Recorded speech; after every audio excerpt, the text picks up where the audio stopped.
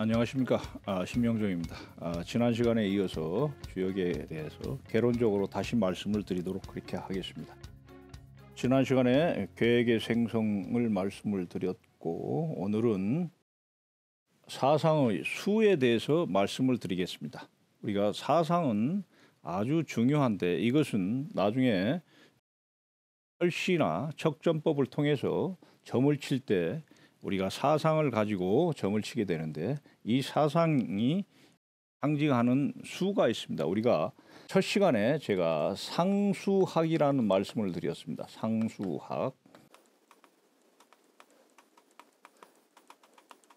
자, 그래서 상이라는 것과 수라는 것은 서로 떨어질 수가 없는데, 이 수가 바로 상을 만들어내는데, 이 사상이죠. 사상에 우리가 노양과 소양, 소음, 노음을 우리가 사상이라고 한다면은, 이 사상이 상징하는 수가 있습니다. 그래서 우리가 점을 친다라고 하는 것은 이 수를 구해서 이것을 가지고 사상으로 전환하는 과정을 거치게 되는데, 이 수가 바로 여기에서 노양이라고 하는 것은 3양으로 이루어져 있죠. 세 개의 양으로 우리가 이루어집니다. 그래서 세 개의 양이 상징하는 수가 9가 되는데, 이 9가 어디에서 나왔느냐라는 부분이 이제 우리가 알아봐야 될 것이죠. 획과 수의 관계를 우리가 설명하는 가장 중요한 원리가 삼천양지의 원리가 있습니다. 삼천양지.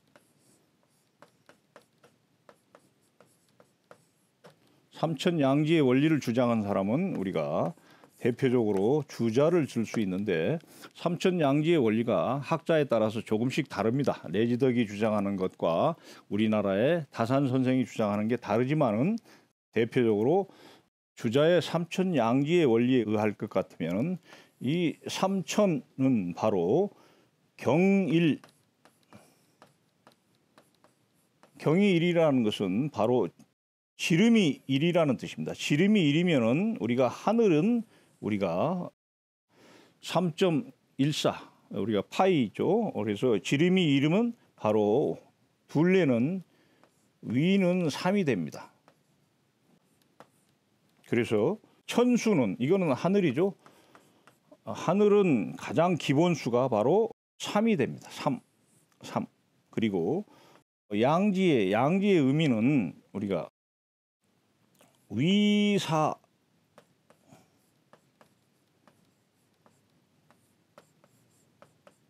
용반이라는 원리가 있는데, 이것은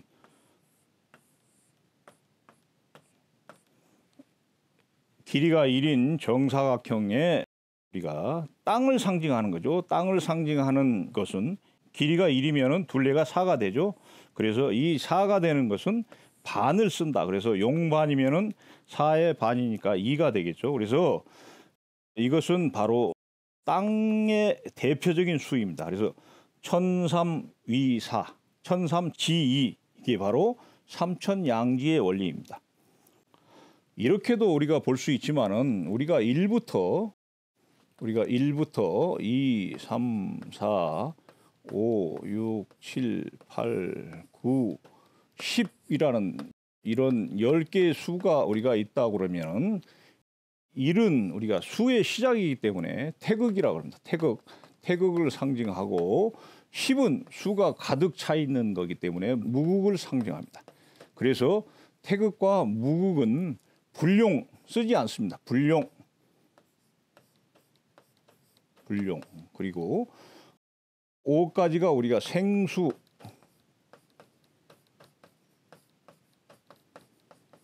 6, 7, 8, 9까지를 우리가 성수라고 그러는데, 자, 생수, 가장 작은 수 중에서 우리가 홀수는, 이 홀수들은 우리가 양수, 홀수는 우리가 양수라 하고, 바로 천수라고도 합니다. 천수, 하늘수. 그리고 짝수,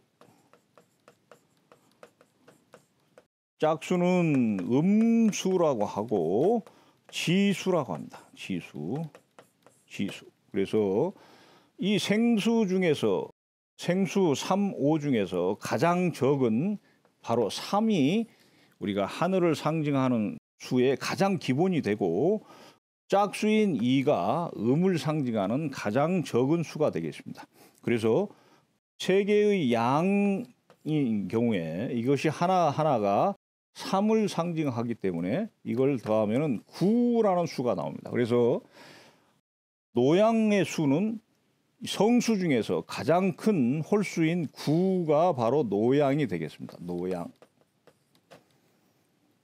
그리고 일양이음이니까 이것은 3 더하기 2 더하기 2 하니까 요건 7이 되겠죠. 7. 그래서 소양의 수는 7이 되겠습니다. 소양의 수는 7. 그리고 소음인 일음 이양은 획의 모양은 이렇게 돼 있죠. 대표적인 게 우리가 택계를 보면은 이거는 3, 3, 2니까 이건 합쳐서 8이 되겠습니다. 8. 그래서 8이 소음 그리고 권계가 바로 노음이기 때문에 요거는 2를 더하면은 요거는 6이 되죠. 그래서 6이라는 수가 바로 노음을 상징합니다. 자, 그래서 6, 7, 8, 9라고 하는 수 중에 양은 바깥으로 확산하는 과정을 상징하기 때문에 큰 것을 주로 합니다. 그래서 9가 7과 9 중에서 9가 노양이 되고 7이 소양이 되겠습니다. 그리고 음은 수축하고 수렴하는 성질이 있기 때문에 6과 8 중에서 작은 수인 6이 노음이 되고 8이 소음이 되겠습니다. 그래서 바로 노양은 삼양으로 우리가 표시가 되는데 삼양은 9, 그래서 노양은 9, 소양은 이름 이양인데 이건 7, 그리고 소음은 이름 이양, 이것은 8, 노음은 3음이기 때문에 6이 되겠습니다. 그래서 사상을 우리가 숫자로 표현하면은 6, 7, 8, 9가 되겠습니다. 이러한 사상을 우리가 획으로 표시한다 그러면은 사상을 획으로 표시한다면은 노양은 지금 좀 전에는 우리가 세 개의 획으로 표시를 했고 하나의 획으로 우리가 표시를 해야 작계를 할 때는 하나의 획으로 표시하게 되는데 노양은 우리가 두툼한 그림으로 그립니다. 그래서 이것을 중이라고 표현합니다. 중. 이것은 양이 겹쳐 있다라는 뜻이죠. 획이 겹쳐 있다라는 뜻이기도 하고요.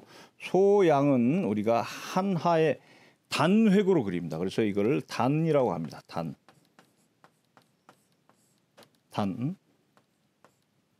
그리고 노음은 우리가 이러한 모습으로 그리는데 이건 교차된 X의 모양이기 때문에 교차되어 있다고 해서 교라고 표시를 합니다. 자, 소음은 끊어져 있는 탁이라고 합니다. 끊어져 있기 때문에 탁. 사상을 이렇게 하나의 획으로 표시하는 것은 우리가 설시를 하거나 척전법을 통해서 우리가 획을 구할 때 이러한 네 가지 획들이 표현되기 때문에 알아두셔야 될 것 같습니다. 우리가 일반적으로 택천쾌라고 하는 쾌의 모양이 있다 그러면 택이죠.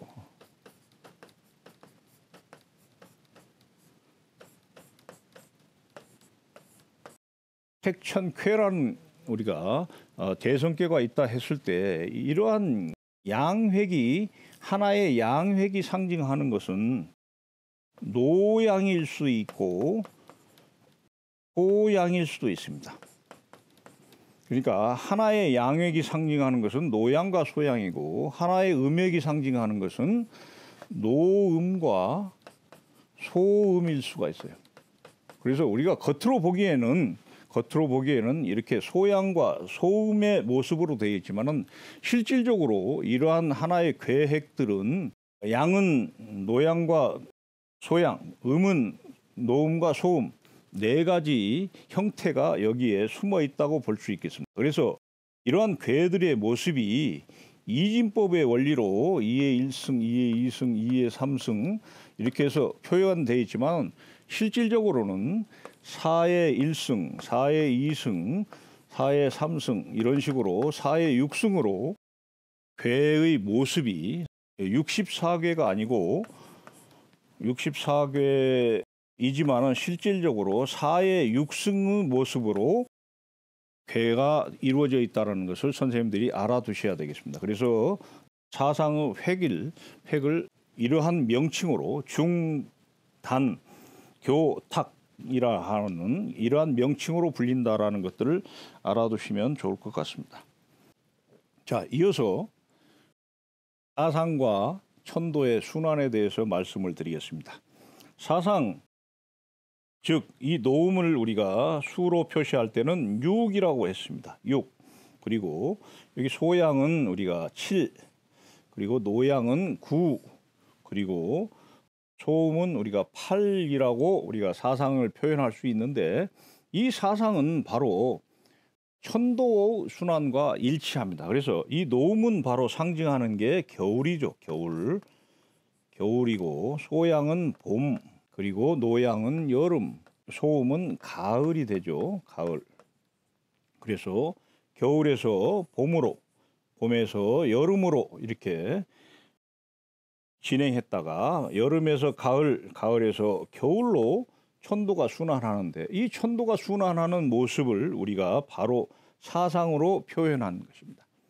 보시면은 왼편에 겨울에서부터 봄, 여름으로 가는 것은 숫자로 보면은 6, 7, 9라고 하는 6, 7, 9라고 하는 숫자가 커지는 것을 볼 수가 있습니다. 그래서 이거는 성장 과정을 표현합니다. 성장. 자, 그 다음에 여름에서 겨울로 과정을 보면은 9에서 8 그리고 6으로 숫자가 줄어드는 모습을 볼 수 있습니다. 그래서 이거는 수축 과정을 보여주고 있습니다. 그래서 정말로 교묘하게 인위적으로 만든 것은 아니지만은 사상이라고 하는 숫자와 천도의 순환이라고 하는 봄, 여름, 가을이라고 하는 것들이 이렇게 생장과 수축의 과정을 번갈아가면서 우리가 순환하는 모습을 보이게 있습니다.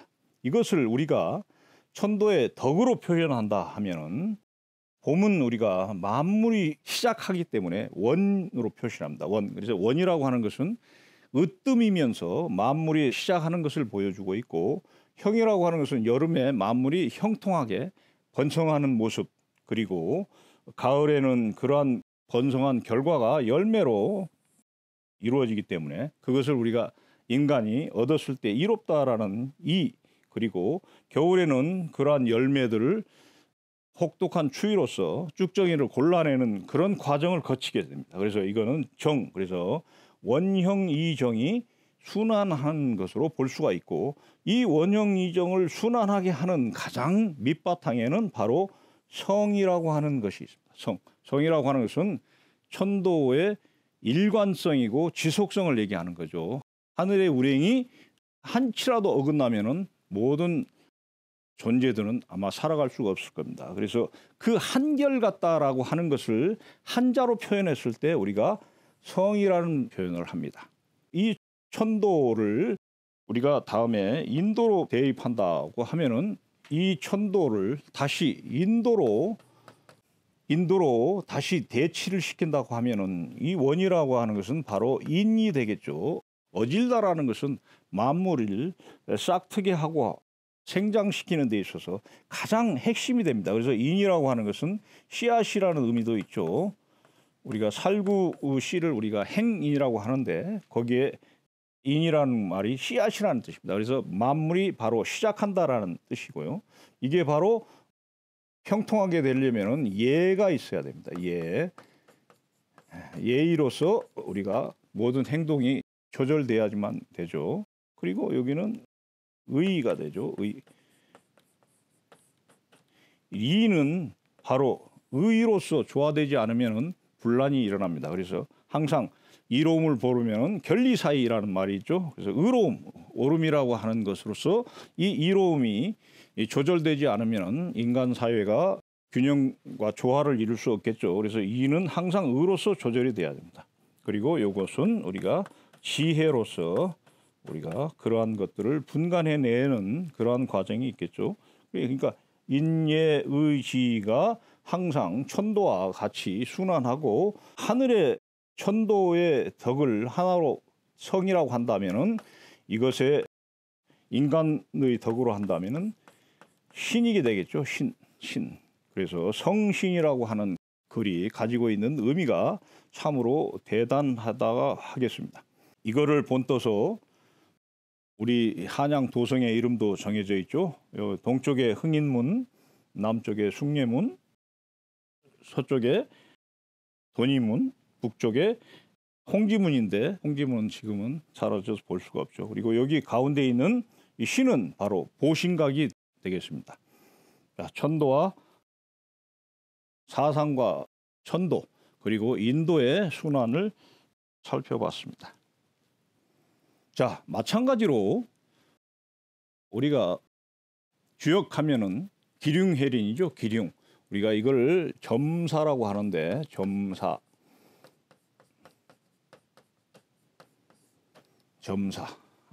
길하다, 흉하다. 그리고 회, 뉘우친다. 그리고 여기 리는 여기 원래의 뜻은 인색하다라는 뜻입니다만은 여기 주역에서 리는 수치스럽다.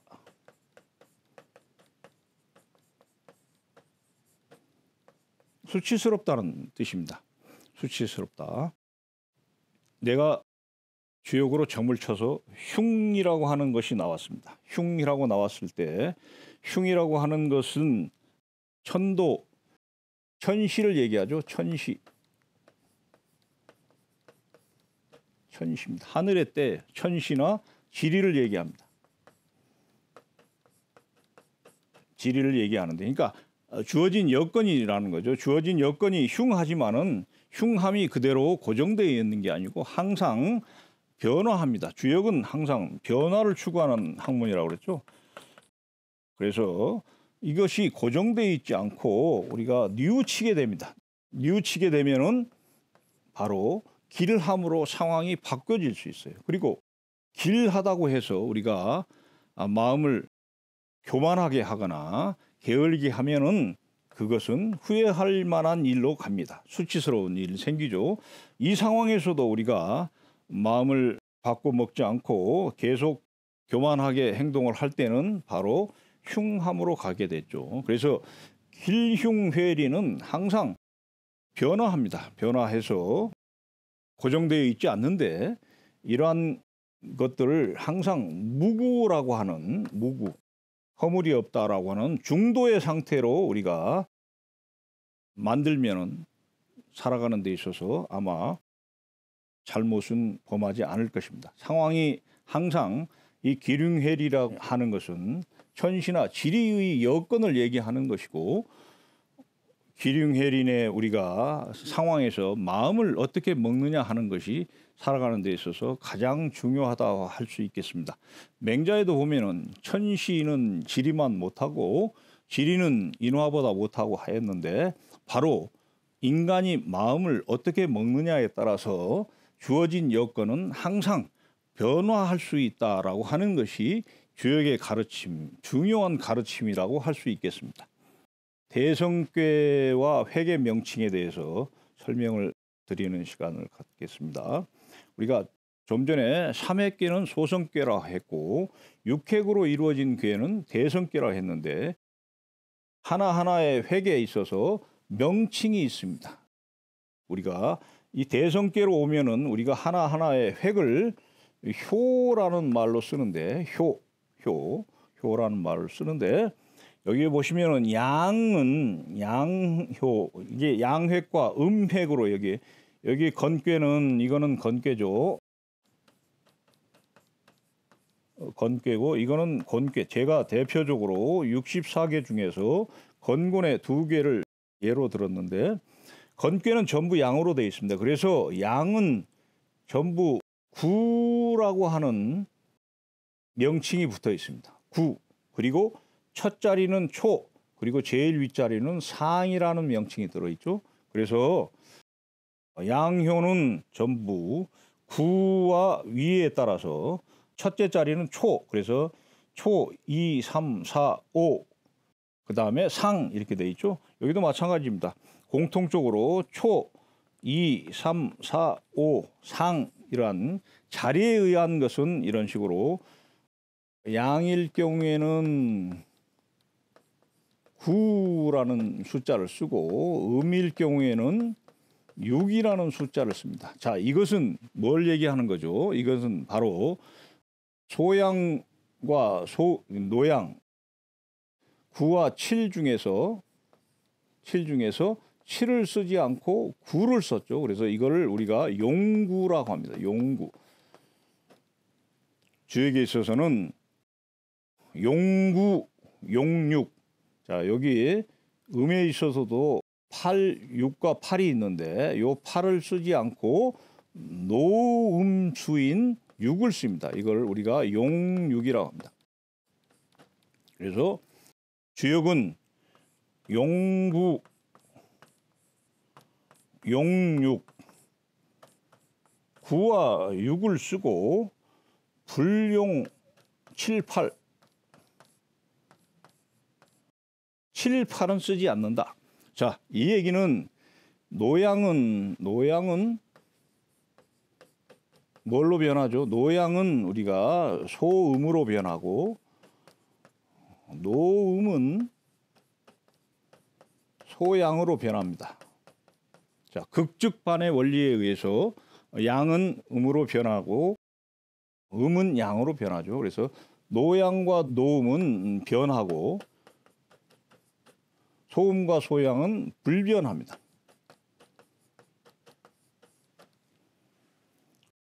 용구용육의 원리에 의해서 명칭을 우리가 양획은 우리가 구라는 용어를 쓰고 음획은 6이라는 용어를 쓰면서 자리에 따라서 초, 2, 3, 4, 5, 6, 상이라는 용어와 합쳐서 초구, 92, 93, 94, 95, 상구, 그리고 음일 경우에는 초육, 62, 63, 64, 65, 상육이라는 용어를 쓴다라는 거죠. 자, 이거는 지산 겸괴인데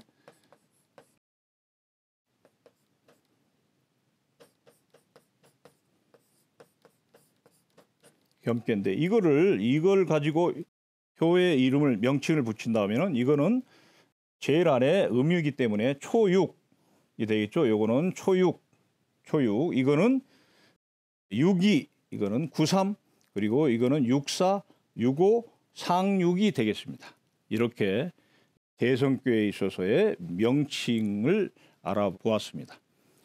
이것으로서 간략하게나마 주역에 대한 일반적인 내용을 알아보는 시간을 가졌습니다. 그동안에 시청해 주셔서 대단히 감사드립니다.